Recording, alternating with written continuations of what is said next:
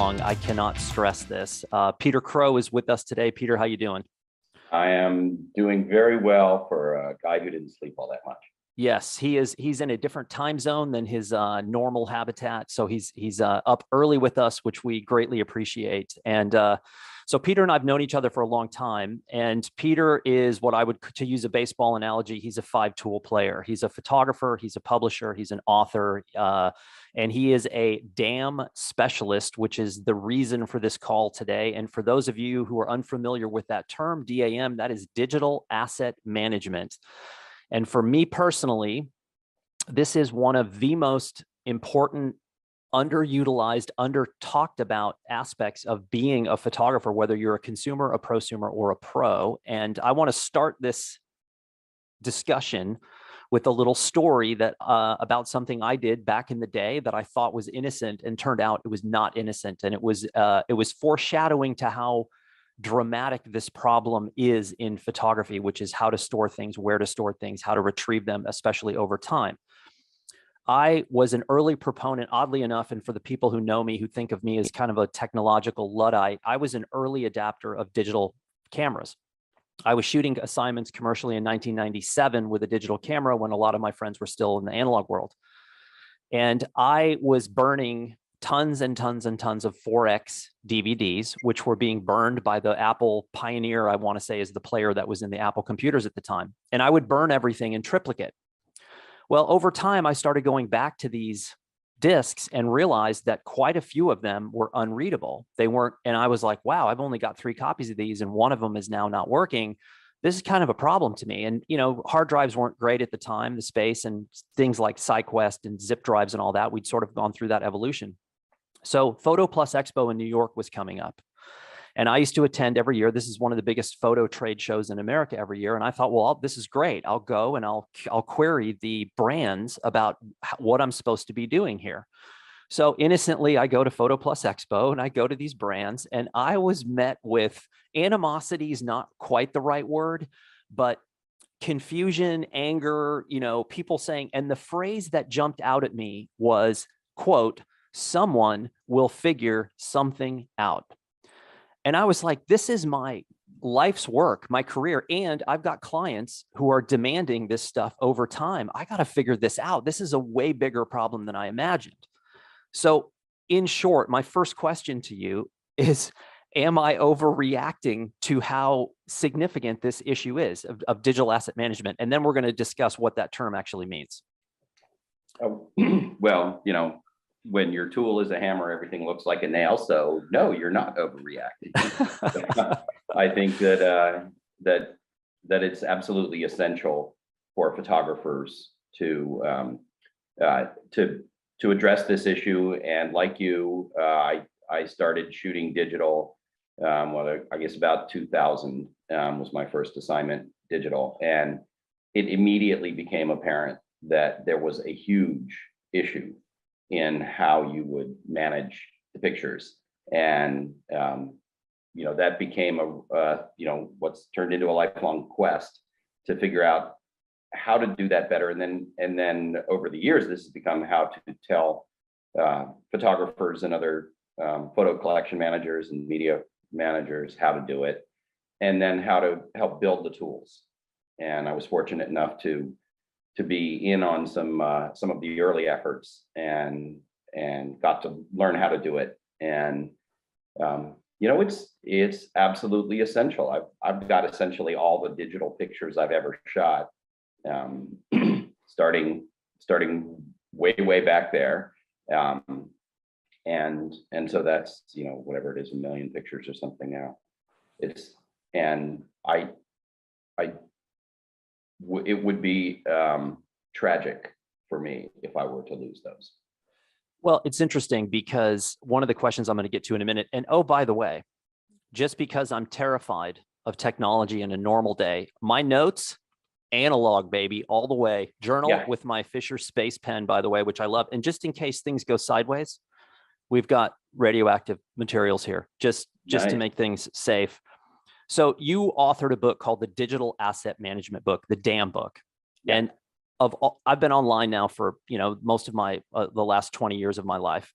It's first of all, the only technical book I've ever read in my entire adult life. And I've read it multiple times. I don't exactly adhere to everything you do because our systems are different and you're far more sophisticated and have a better overall plan. But it's also the book that I have recommended more than any other book. And it's funny, when people talk to me, I get a lot of questions on YouTube, especially about like, hey, photography books. And I do a series called Books I Love, where I go back to a photography book that had some sort of impact on my life or career. And oftentimes people are like, hey, what are your favorite photo books? And I give the Telex Iran, Gilles Perez. That's one that made a real impact on me. And I'm always like, you should get the damn book. And people are like, what? And I'm like, yeah, the digital asset management book, because if you're doing this, but can you describe in general, just what is DAM? How do you refer to that? Yeah. And it's good to kind of dive into that a little bit.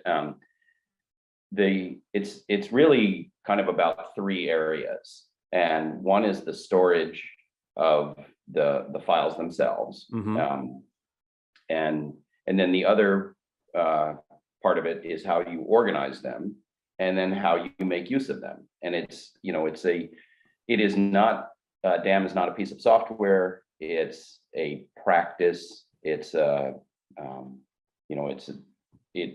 requires your involvement. It's a series of processes that you have. So, you can break storage down into what am I storing my stuff on? How am I backing it up? And how can I restore it in the event of a problem? And then you can break down the organization into how do I classify the pictures? And, we have this wonderful metadata tools to allow us to say what we know about a picture, what we think about a picture, and to actually attach it and embed it in the image itself, in the file itself. And then how do we make use of it? And this is where we get into the part that I know you're so good at and you love, which is how do I put the stuff together in a compelling way? And you can think of that as kind of a layer like this. You have to have your stuff stored properly, and ideally it should be done in a way that you're not thinking too much about, that it's as simple as possible while being redundant, being backed up. And then how do you classify stuff just very broadly? So I know I can find those pictures I shot in Venice Beach in 2022, but also when I was here in 2010 or 2005. So how do you organize that, and then how do you classify it, and then how can you put the images together in compelling ways? And one of the stories that I've liked to say since the beginning, it's like when you would put slides out on a light table and you organize them into little piles, and you might spend hours of really like terrible, not back breaking, but making your back really sore as you're hunched over that light table, looking at those pictures and get them in exactly the right sequence. And as soon as you pull one of those out to go put it in another pile, because it's a really good picture, you've destroyed the curation that you've done. And digital curation is possible now, and it's been possible for quite some time, so that you can preserve that, so that you can build on that, so you can make variants of that, and then deploy it. You can create a book with it. You can make a website with it, or a gallery with it, and and all of that really should be seen as one process, as best you can do that. So I can't believe I have to ask this, but I do, because when I started, so I've been blogging since 2002, and I originally was blogging under a site called Smog Ranch, and that was a tribute to Peter Beard, who lived in Africa on Hog Ranch, and he was a big influence on me. And so I just Smog Ranch, and I started talking about archiving way back early 2000s. And at that time, that was a pretty active discussion, because a lot of archiving was analog, and it was kind of simpler in ways. You get archival sleeves and boxes, and people would help each other try to figure that stuff out. And then as digital came on, that was still an active conversation in the early years of digital. And then all of a sudden, when the technology and the price point dropped and the technology rose, and sort of the consumer market took over with digital, and it really fired people up in a way about photography that really hadn't happened since the Brownie camera, the second revolution in photography. And all of a sudden, people were out amassing tens of thousands, hundreds of thousands of images. Storage and DAM became a real problem, because no one had the same system, and we're sort of still in the same boat. But I kept writing about it. And one of the things that started to happen was I got a lot of flack. I got people calling me names and saying, your ego is so monumental that you would even consider having an archive. And so this just happened. Within the last month, I got 2 picture requests in the same week from shoots from 8 years ago. Yeah. And both of the clients requested outtakes. And in one instance, the outtakes were pictures that I liked and would have used. And the other instance, the outtakes were literally pictures I would have never, ever, ever needed or used for anything else. But I kept them because it was a commercial shoot and it was important. And I knew that at some point they might come back. And so the question I have to ask is, why archive? And I think there's a lot of people that don't understand the value of photography. I think a lot of people, because they look at the mountain that is DAM and say, I don't want to climb that, I'm going to throw everything away except for these 2 images. They don't understand the value of photography over time. And you being a DC guy, Dirk Halstead, who recently passed away, covered Vietnam, amazing photographer. His Monica Lewinsky story about not throwing anything away and finding those images was that in the 90s, that was a huge story in photography. Yeah. And it always stuck with me. So why, if a prosumer photographer comes to you and says, Peter, why would I bother with any of this? How would you answer that? So you could be very prosaic about that and just say, you never know what you're going to need. It's actually, if you do it right, it's easier to keep stuff than it is to make the decisions about what you want to throw away. Then you get into some more sort of higher value discussions where it's like my life's work as a photographer spans now 50 years almost, and it's commendable. Photographs, and then also I have I manage the family photo archive that goes back to like 1860s. Oh wow. I've got some beautiful daguerreotypes and stuff that goes, and so when you can bring all of that stuff together, then you can start to discover all kinds of things, discover facts, see relationships between yourself and your ancestors in that case, or be able to go look back on your own life. And photographs are so important as a part of memory. Yeah. That it's essential to have it, but having it all together allows you to do this discovery, and actually as the photographer and the person with this large photo collection, one of the things I'm discovering is things about myself. Things that I know, but now I can put it in concrete because I can see it. Yeah. And good point. Really good point. And then to get into the sort of sublime answer to your question, we now live in a world where photography has become its own language, and people speak with photographs every day. And that could be you talking to customer service for a product that you bought and it doesn't seem like it's working, or you need a little replacement part, or talking to your friends and we expect to see it. Pixar, it didn't happen. Everybody knows that now. And in a world where you speak with a media object, you speak with the photograph that's traded back and forth, you must have the object itself. You can't paraphrase a photo. You can kind of describe it, but you lose all of the impact. And so it becomes essential, and I believe it's getting more essential for this to expand even beyond what individuals need into what corporations need, and organizations, and anybody who's interested in a particular subject matter, nonprofits, and it's the visual record is now how we speak to each other, and so it's becoming essential for for the preservation and the organization and the deployment of these media objects for nearly every purpose. One thing I noticed as well was, as you mature as a photographer, you see the resulting work that you've had in the past, you see it in a different way. And Yeah. I did a project back starting in the late 90s, went into the early 2000s. I worked on it for about 5 years. Of all the projects I've done, it was probably the most commercially successful, in the sense that it was published a bunch. It was, I sold a lot of prints. It was a project I loved working on. I got a lot of accolades. I almost won a first book prize with the work. And at the time, it was pre-Blurb. I was working as a freelance sort of editorial commercial photographer out of Los Angeles, but as my father put it, it was mostly free little Lance. So it wasn't like I had a lot of money. Thanks, Bob. And, you know, the labs in LA, when you processed your film, if you processed and paid for a contact sheet, the contact sheet made per roll price like twice as much. And I was like, well, I don't need contact sheets, because I came up in photojournalism where we edited from the negs.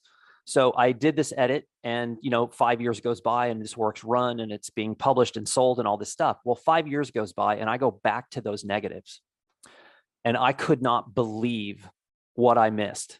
Yeah. And I thought, man, like if this was digital and I didn't keep that stuff, I lost an entire second. I would have lost an entire second edit of that work that was so different and so in some ways better than what I had edited originally.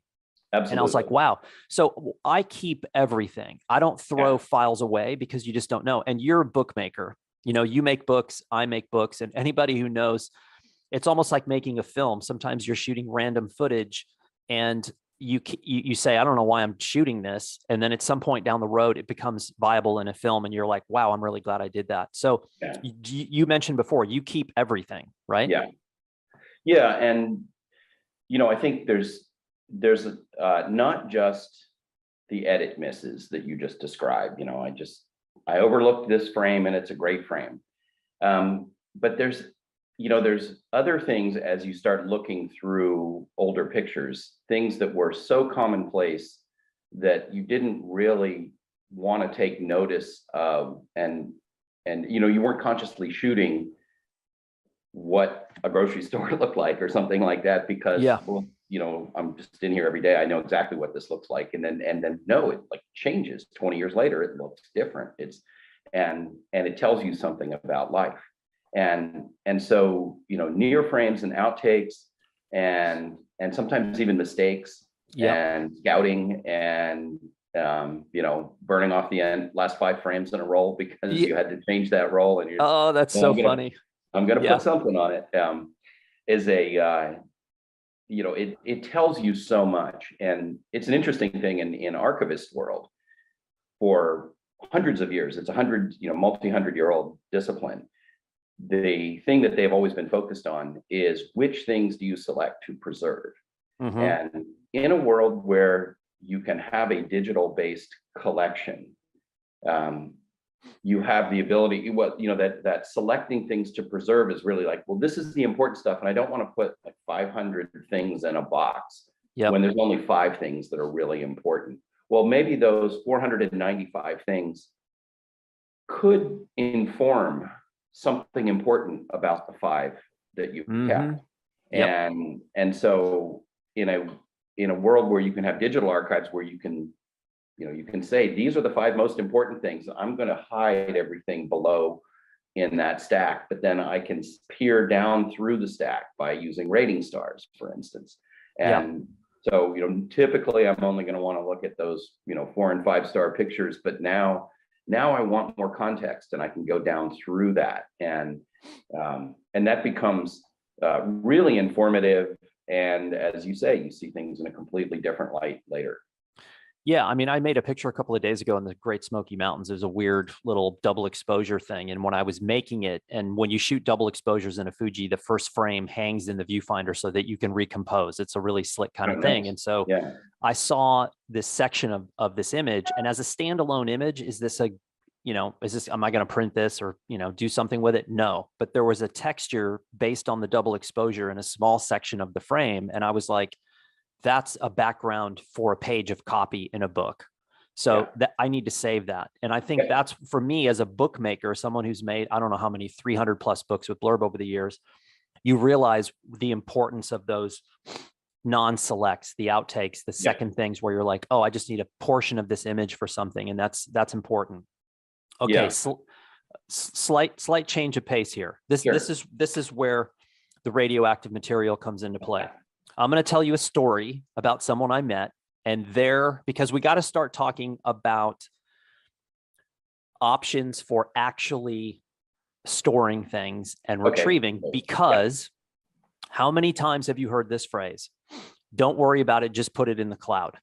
Yeah. And that drives me insane. The second thing that drives me crazy is when I hear a photographer say, I don't know why you're talking about this. It's no big deal. I have it figured out. I've never met someone who told me that actually has it figured out. They either have no system at all, or they say, yeah, I put stuff in the cloud, but they don't really have it, or they don't want to share details. But I met someone a couple of years ago who's very intelligent. And he was someone who really got me thinking about this in a different way. He teaches taxonomy, and he teaches some of this digital asset management stuff. And he was like, I don't use hard drives anymore. And, I'm sitting at my home computer and I've got 40 active terabytes. I've got another 60 in a closet, in removable SATA drives. And I'm like, what do you mean you don't use hard drives? And he said, I don't, because I'm amassing too much info and it's just too slow. And hard drives are like your car. They eventually will wear out and they break and you have to replace it. And I said, well, what do you do? And he uses three things. He uses Photo Shelter Pro for his daily active transmission of images and solutions. He uses Backblaze B2 as sort of a storage. And then he uses Amazon Glacier as his end of days, everything, electronic pulse, we get hit by an electronic pulse and everything's wiped out, but Amazon Glacier. And so that's his system, and he doesn't use drives. And I thought that's actually kind of intriguing. Yeah. However, what happens when you have 50, 60, 80, 100 terabytes, which clearly you do? So how do you feel about that? What's your take on that? So a couple of things. Number one, hard drives have gotten very inexpensive per terabyte, very fast and reliable, much more reliable than when I started. When I wrote my first book, there was a lot of work to try and work around the fact that the biggest drives were like 60 gigabytes. Now you can go get the last one I bought was an 18 terabyte drive, and it was $400 or something like that. So one thing I will say is that I firmly believe no matter who you are, you should have anything that's important to you, at least one copy on a device in your own possession. Okay, And makes sense. I believe that Amazon is reliable. I believe that Backblaze is reliable. If Amazon S3 storage or Glacier goes down and really loses a ton of data, we're in like Mad Max world. But I think that, and I'm probably not joking on that. No, it's actually Mad Max, because it powers everything. It's a great point, because and I've just been reading about, I'm fascinated by cyber war and hacking and all that stuff. And a lot of the military systems run on Amazon servers and Google servers, and they've been hit a couple of times in the past 6 months.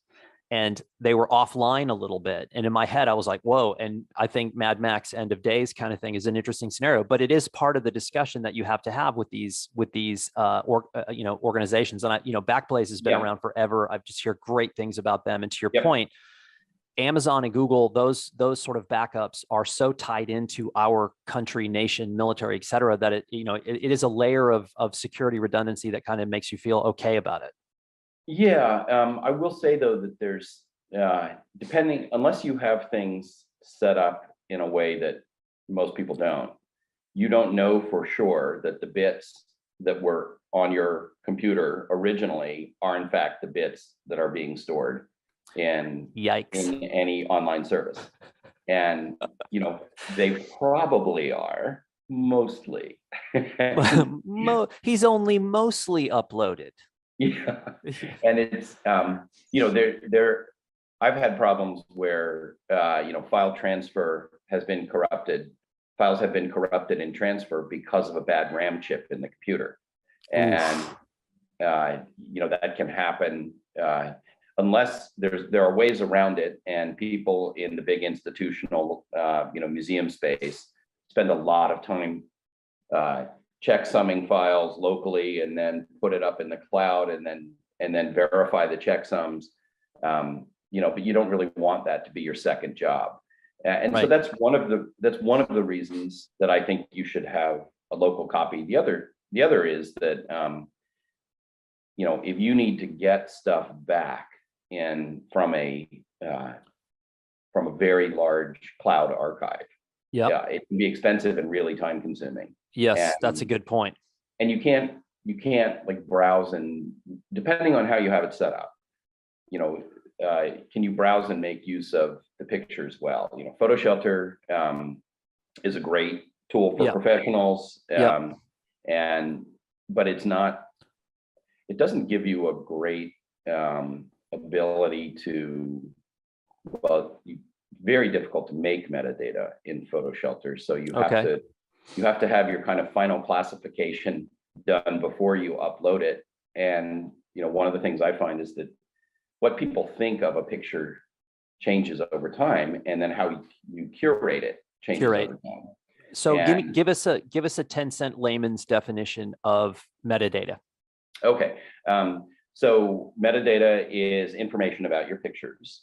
And if you ever open the file info in Bridge or in Photoshop, you'll see that there's a whole series of fields. They've been there. A lot of them have been there forever, like the name of the photographer, the photographer's contact information. You should be putting that on all your pictures, when you first touch them, if you possibly can. Yeah.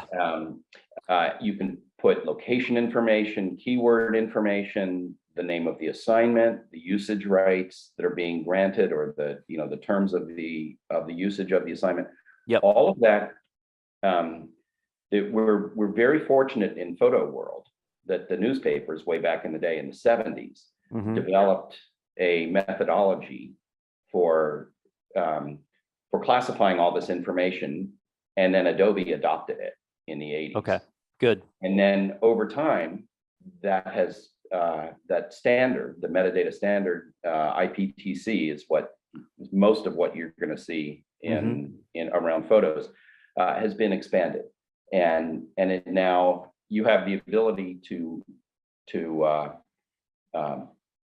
add tags, and tags aren't just a keyword. If the photographer name is a tag, the photographer's address is a tag, the photographer's phone number or email address is a tag. All those you can add those for many, many different types of data, and data that is defined as what this means is much more valuable than data that is just a lump of words. So the keyword intercourse is different than intercourse Pennsylvania. But if all you have is a lump of words and it says intercourse, you might get the wrong idea of what's in the picture. Sure. And context. And the metadata travels with that image. So that when people, go ahead. So if you're using a modern application, that information gets embedded in the picture, and it actually is indexed. It travels with it, asterisk. And then when your computer indexes that picture, it actually indexes the metadata.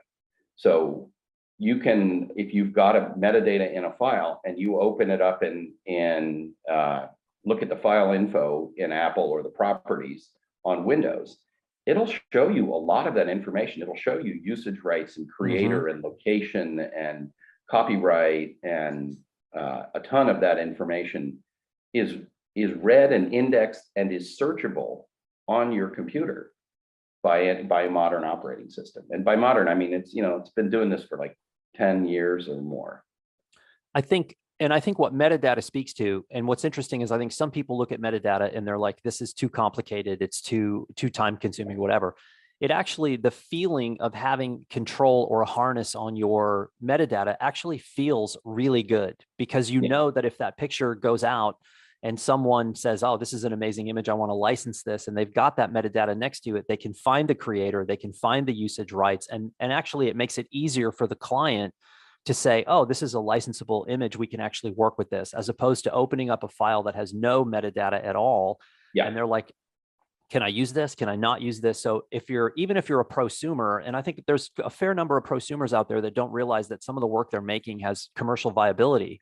And the metadata part is just it's step one to make sure that you're protecting yourself, but also making it easier for the client. Yeah, and I would say also, like, even more broadly, the metadata that you create should be an expression of what's important to you. So some people get the idea that, oh, well, to do metadata right, I need to classify everything I see in a picture. Well, no, you don't. Like, first and foremost, like, maybe it's not important that there's a tree in that picture because you don't really care about trees. You should though. But if it's, the metadata that's important is like the people, the event that is photographed. For me, I try and tag everything with the location. So if my camera can tag it, great. If I shoot it with my phone, it's tagged with GPS, so I can automatically retrieve a human readable location, and I can see it on a map. That's awesome. But if you come back from a trip to somewhere like Albania, and you tag every file with the country Albania, you can now winnow down your super gigantic collection to just the Albania pictures. And then it's going to also metadata the date stamp, which is automatically created by your camera. Make sure your camera's date is set correctly, not you, other people. Then you can say, oh, well, Albania 2022 and Albania 2020. And so a very small amount of work to tag every file coming in from this shoot with some relevant information to the whole shoot makes it easy to find even in a gigantic archive. That's it. And basic so it's stuff. Really what's important to you. That's where we are. And I think you said something really critical, which is a lot of this can be done on the import. So the images are coming into something like Lightroom, and it's there. You've got all this already built in. And so it's not like you have to sit there and do these steps each time. It just comes in and you put in the relevant data. It's very slick, very efficient. And I think efficiency with DAM has always been, to me, that probably the word on the top of the pyramid is, and I always joke with people, if you don't master the technology, it will master you. And having an efficient system, and let's talk about that a little bit. So if you could put your sort of consumer photographer, prosumer photographer hat on, and I said to you, look, I don't have a system. I don't know where to even begin with digital asset management. What's the easiest first step for someone to do outside of saying, I'm going to find a system and I'm going to stick with it? What's your advice? So the first thing is always consolidate everything you want to keep onto as few devices as possible. So right now you can go buy a G-Tech, nice G-Tech hard drive, up to 18 terabytes per drive. And if your photo library can fit within 18 terabytes or smaller, you only need one drive to be your primary copy of that stuff. Bring it all together. Don't worry about organizing it perfectly.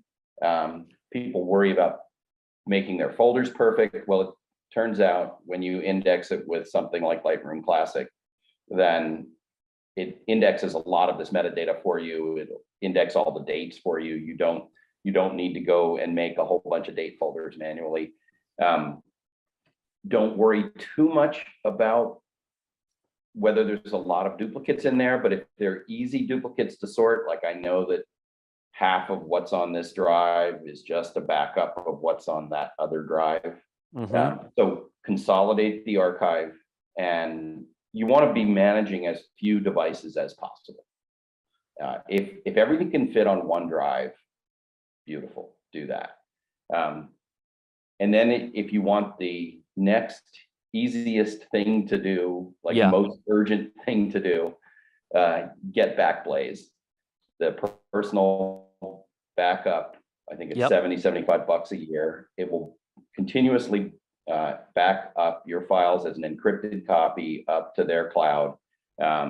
It does it automatically in the background, and So that can back up an external drive, and you are protected against a gigantic number of the hazards that would normally be subject to, like the drive falling off the table or somebody stealing it.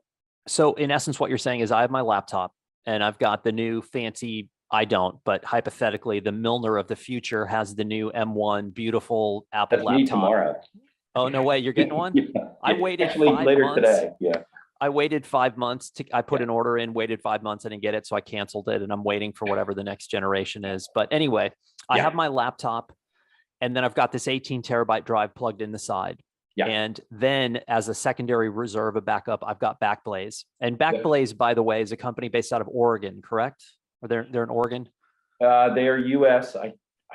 I don't know what state. I had a nice conversation with their CEO, and I really like what they're doing as a company. Me too. Yeah, and that sounds right. Let's say Oregon, or, we'll throw Oregon a bone here, even if they don't have Backblaze. But so you've got your laptop, you've got your 18 terabyte hard drive, and then that Backblaze is running in the background, and it's not only backing up the main computer that you have, it's also backing up what's on that drive. Yeah. So you've now got physical drive in-person space, and then you've got an online cloud storage in case something horrible happens and little Timmy pushes the drive off the counter and you've broken it. And that's, I think, for a lot of people, I mean, I've got more than 18 terabytes. And oh, by the way, it just reminded me that the reason I have a 40 terabyte drive, exchangeable drive system on my desktop at home is because of you. Because before I bought all that, I reached out to you and said, save me from myself. And you were the one that directed me to buy all these things. And, it's not inexpensive, but again, if this is something that is of relevance in your life, it's a pretty amazing thing. And I also think that the options are getting better and they're getting simpler, which is pretty fantastic. Okay. What about someone who's got 50 terabytes? So the thing about photos and the way we work with photos these days is that it's primarily a read-only workflow. From your digital camera originals. So especially if you shoot RAW, it is really a read-only workflow. You're not changing the files all the time. And one of the things that's just a general truism about computers is that it's easier to save data that's not changing than data that is changing. Okay. So if you can chunk your archive into 18 terabyte pieces, then 50 terabytes is what, 3 drives. And probably now, assuming even a busy professional photographer, you're probably not shooting 50 terabytes a year. There definitely are people who do it. Usually that's multi-photographer operations or people who are doing some kind of specialized work. But so it's easy, it becomes relatively easy to take, the 2005 to 2010 work and put it on one drive, and then the 2011 to whatever. If you've got it organized in a way that you can make those natural splits, then multiple drives, and then have a working drive. If if you have that much data, you're probably pretty busy. And you want a faster drive to be your works in progress drive connected to your computer. And that's, you can get those little stick of gum NVMe super fast drives that plug into your MacBook or your Windows box and have your working files on that. It gets more complicated. Let's not get too far into that, but I do think that for most photographers, most of the data they have to store is this unchanging data, and then you have a small number of files that are sort of in flux. Same with video footage. All the workflow is read-only workflow. Yeah, video is a whole separate. I mean, I wasn't amassing the kind of data that I'm amassing until I started shooting motion, and now I'm shooting 4K motion, and it's terrifying. And, you know, with the iPhone, if you go ProRes 4K on the phone, I forget what it is, like a gig a second or gig a minute or something. And you're like, okay, I'm not using that. It's too much space. That's interesting. I want to take one little step back though. So I think a lot of people are in essence intimidated by this whole process, and they look at it and they say, oh my God, this is too expensive or it's too complicated. I love the analogy and the idea of the 18 terabyte drive or even a 10 terabyte drive, depending on who you are. And then having Backblaze, that is something I've actually suggested to quite a few people. And I'm doing a lot of what you're doing. I've got that 40 terabytes on my desktop, which is primarily just a redundant backup of new material coming in. Then I've got a portable drive that I carry with me that has all the recent jobs, so that if Blurb comes back to me and says, hey, do you have any, whatever you need from this thing you did a month ago, I've got it. And when I leave for Albania next week, I've got 2 of the small solid state 2 terabyte drives, which I will use as a backup, but they're also really fast and they're small and light. So I'm sort of dancing around that. It's the long-term storage where I'm a little bit, you know, sort of up in the air, but we can leave that for another conversation. One of the things that I'm fascinated by, and I don't frankly have a great answer, is naming conventions. If I'm a birding photographer and I'm going out today on Long Island to go birding, what do you suggest for naming? How do I name my files? So that's the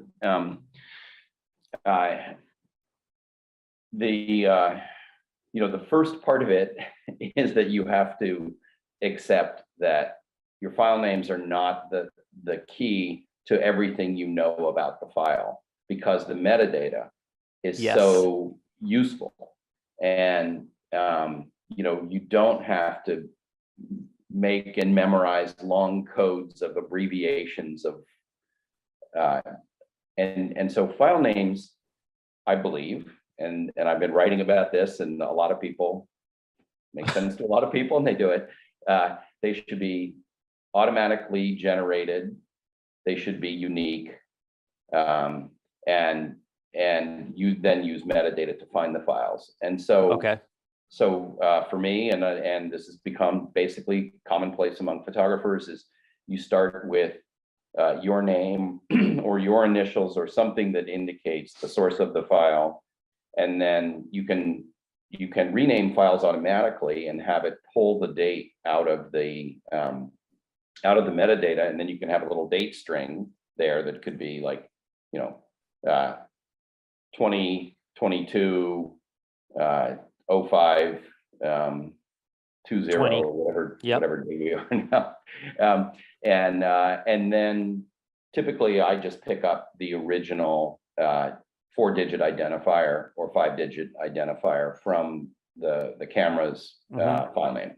And that can be done. You can rename thousands of pictures as you import the file, generate unique names, and then if you have to refer to this file, you can go usually just search on the last part of the string, those last identifier numbers, and you'll have a relatively small number of those, and then you can usually tell just easily in the search results by what date range is, oh, this was something I shot in November of 2020 or something like that. So automatic with a few elements. I really do like putting my name on there, so that when that file travels around, people know where it came from. Now, my name is short and relatively uncommon in the United States, and so wouldn't necessarily work for Schwarzenegger. Right. Yeah. Yep. And Bill Smith. Yeah. And then of course using a cataloging application to manage your files. Are you a Lightroom guy? And it's important these days because Adobe is so terrible at branding to At say what? Lightroom Classic. Oh, Lightroom Classic. Yeah, that's me. Slap my hand here. Lightroom. So, and explain what a cataloging software is. Yeah. So these have been around for a long time, and it is a database that remembers everything about your picture. So it remembers all the metadata, and you can then search by the metadata. And the catalog allows you to put stuff together into collections. It allows you to do the kind of things that you would want to do to manage the files, like rename it. It can automatically put it in a folder structure if you want. But the main thing is that it's a place where you can search and interact and curate your pictures all from kind of one dashboard. And depending on how many pictures you have and how fast your computer is, a Lightroom catalog, there's no upper limit of pictures, but it can get really slow if you're, in the mid 100,000s. Exactly. And then you got to dance around a little bit but for a lot of people, it's fine to just have, one main catalog with all your stuff. If your pictures if you've got 50 or 100,000 pictures, that can all be in one place. And so then now you have this place you can select and put things together. And is you're a Lightroom guy, Lightroom Classic guy. What are off the top of your head 2 other cataloging softwares that are out there? There's one called Photo Supreme that's pretty I like it. capable. It's kind of the interface is a little hard to understand. He's the developer is he's a smart guy, Dutch guy, and but it's a little disjointed.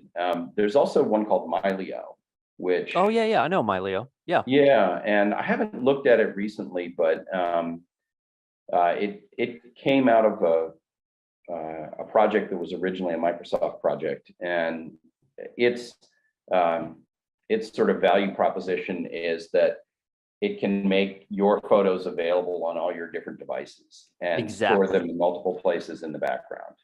And I used it when it first came out just to experience it, and I think I actually might have done a talk like this with the guy who founded it, if I remember correctly. Very slick system. I'm a Lightroom guy. Blurb has a relationship with Adobe, and I'm using, Premiere and After Effects and Lightroom Photoshop and everything else. And I have the suite, so it works. I like the integration of all those programs together. And we were joking earlier, but back in the day, iView Media Pro was the one that was like the cataloging thing of choice for me, but which is no longer around. But the Adobe platform works really well for this. I have 2 more questions. And then I'm going to let you go and get back to your Venice Beach exotic lifestyle. You and I make books. And one of the things that people have always said to me over the years, or the question I get is, how is it possible that you make so many books? And I answer the same way every single time. I have a system. That's it. I have a system, which means when it comes time to make a book, I don't look at Lightroom and go, where is it? Where is everything? Oh, I have to tweak these files now. Oh, I've got to export these files in a certain way. It's all done. And because you're putting out books a lot, you're doing a lot of both physical books and also digital books with your Dan book. And then I also the last thing I'm going to ask you is, how do people find these? And your book about copying photographs with a digital camera is another one that's like stellar, should be in everybody's collection. How does the digital asset management work for you when it comes to making a book or publication or accessing those files? I think of the work that I do to bring my whole photo collection together is really to create a single body of work. And so there are pictures in my books that are shot on assignment. There are pictures I shoot for myself. When I'm working on a book in particular, and I see a metaphor picture, I see a building facade with all of the, building behind it gone. I'm like, oh, this is a perfect metaphor for that thing I'm writing about. And I shoot it, and then I'll tag it with metaphor and with a keyword metaphor. And then when I'm working on the book, I'm just say, oh, what have I got in my metaphor category? And there it is, That's so smart. It's so smart. And that way I don't have to remember like, oh, where was I? I know I did that. And when was that? So, it's like similar to what you've just said here. It's like if a painter didn't know that mixing these 2 colors made that color, it'd be really hard to be a painter. And if you don't know that the underlying technology, you know, that, oh, I can use location tags. I can, I can in Lightroom Classic or in a lot of programs, I can go find things by date.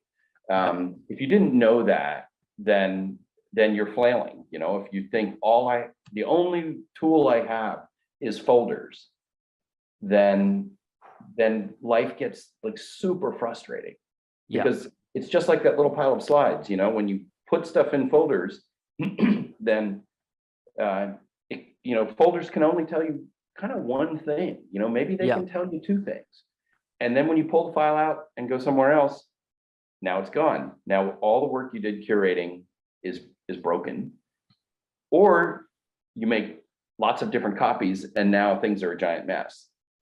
And so the having an understanding and having a system and doing things as consistently as possible allows you to address the bookmaking, the website making, the print making, the whatever you're doing with the images, and have the tech kind of recede into the background, and the thing that can sit in front of you is the, you know, statement, the process, the you know, the what am I trying to communicate. So I'm going to reference a movie here, but I've always looked at the technology as sort of a Minority Report, you know, where they're standing there and they've got this clear board in front of them, and he's just reaching up and pulling things. You know, we're not there yet. And I, as a sort of semi-Luddite technology guy, but that's kind of what it feels like to me when you start to get a harness on your work. And what you were talking about a second ago of just saying, oh, I'm at this section of a book, maybe it's a chapter head where you're like, a metaphor, I need a metaphor picture here. And you've got that keyworded.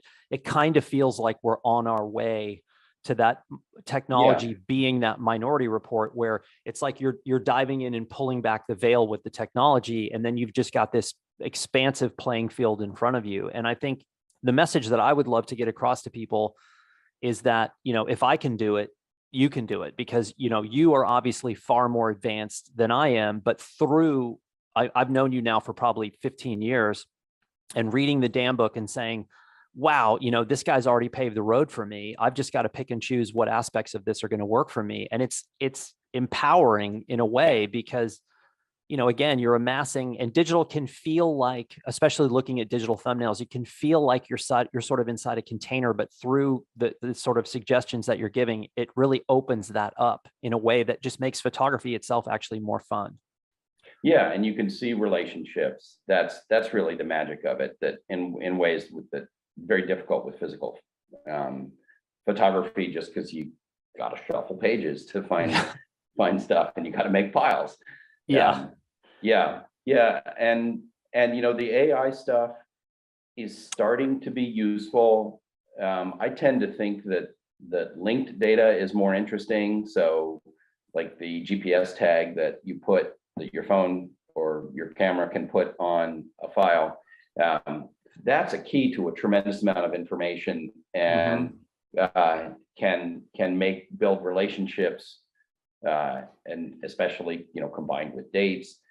Some of the auto tagging is useful. A lot of it's like, oh, do I really want to look for boats in my collection? Well, if you do want to look for boats, then auto tagging will probably tag those boats properly. I saw Todd Hido give a presentation once, who's one of the best bookmakers you're ever going to find on planet Earth. And that's Hido, for those of you who don't know Todd Hido. And he showed a slide that was geotagged images from where he had been in the field. And he probably he's a film shooter, was a film shooter at the time, but he was using his mobile phone to sort of track where he was. And that frame is frozen in my mind, because it was such a beautiful graphic, but also showed the level of commitment and just absolute devotion to being in the field. And I was like, wow, why am I not doing that? Because it's a simple thing, and it's there for all of us. Yeah, and those, you know, you really can meld your, for a number of years ago when they came out with the Lightroom mobile app, I integrated my mobile photography in with my main photo collection. Interesting. And so that's wonderful, because it gives you this kind of diary. The date stamps let me know where I was in Lightroom Classic, and I can, you know, it can assign country names and city and state names and stuff. And so we're getting there where some of that stuff really useful, but it really is, you have to understand that it's all about ultimately human curation. That your phone, iPhoto, whatever, can like present a nice little slideshow to you and actually can do a nice little curation, but yeah. But I think the more valuable thing for us as photographers, as people making a statement, it's now such a popular art form, is where I get to put things together and use that to share a point of view, make a statement, whatever. Okay, so where can people find you? And tell us a couple of things. You have the digital asset management book, which is available for purchase. Yeah. You also, what's the title of the book? Capturing with a digital camera. It's called Digitizing Your Photos. Digitizing Your Photos. Where can people find all this stuff? So all of that is available at thedamnbook.com.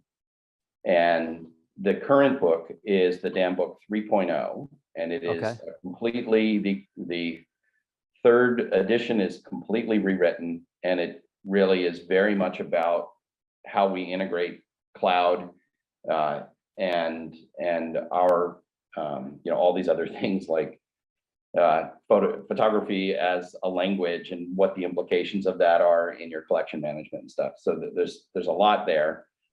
There's also digitizing your photos with your camera, and it's a wonderful mass digitization process. I've got almost 100,000 scans of my film, and that's just an unbelievable thing to have. I literally have it through a cloud system that I'm working on right with me here wherever I go.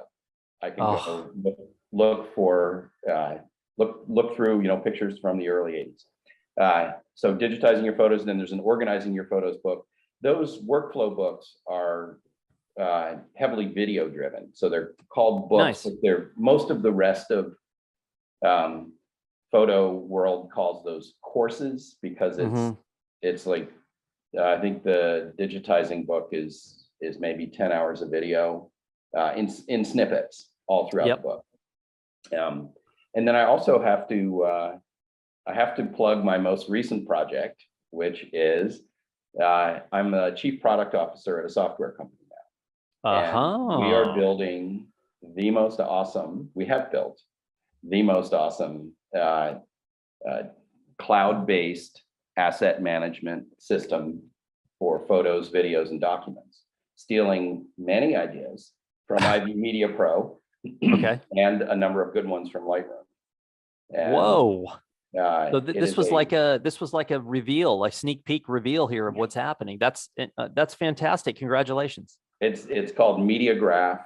It's MediaGraph.io, and and we have great clients. I came to the company that was already existing, and then when I proposed my vision for what needs to happen with photos, they're like, "Could you build that, please?" And I was like, "Yes."